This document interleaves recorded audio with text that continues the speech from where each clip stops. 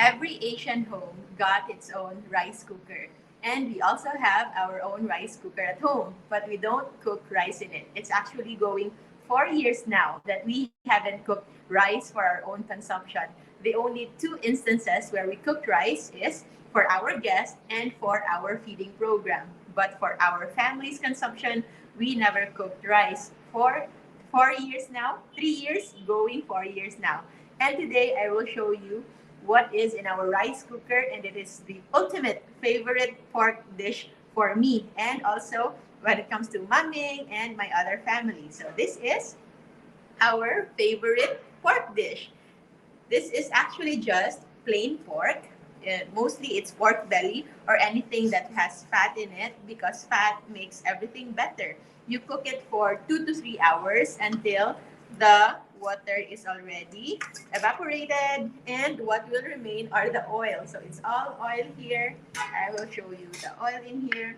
So it's basically just per kilo of pork, you can have 1 tablespoon of rock salt and just water until the water will become dry. And the moment that it's get dried out, it becomes this very, very soft pork while everything is just detached.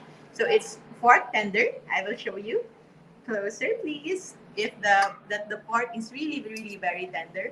So that one. So it's pork tender, meaning you can cut it with just pork.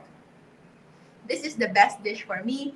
And what I have here is egg and kimchi. So we pair it up with our pork, and that's the only one we have.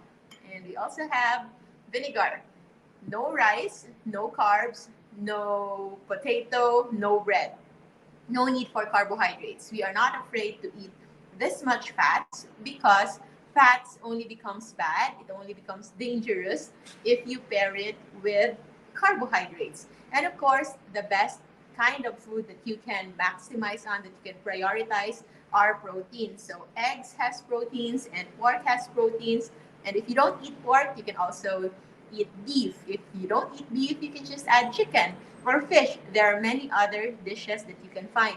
The most important thing is to make sure that you don't eat carbs together with too much proteins and too much fats. Or if you want to enjoy proteins and fats, you can enjoy them on their own and not even worry about your health as long as you don't pair them with anything that spikes your insulin. And it's mostly coming from sugar, coming from starch, and these can be in the form of rice, the most important staple for many Asian, especially us Filipinos. But we are the living testament that we can actually live a life without rice, and we've never been healthier when we did so. And it's not just eliminating rice, it's also eliminating the carbohydrates, the sugar, and any other forms of starch like bread, pasta, noodles, and we get to enjoy our food on their most natural and most yummy form. This is actually my most favorite pork. And mind you, I don't also eat this way every day, okay? Because we are actually built to fast. So there are actually days that I don't eat at all.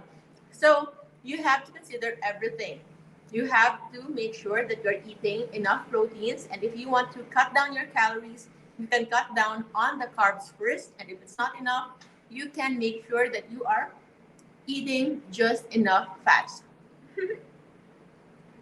Thank you very much. So we will eat now. I will see you in another video. If you want to try to do this as well, you can do so. Just a kilo of pork and then a tablespoon of salt and just water until the water dries out, and you will experience the yumminess, the real flavor of pork at its finest.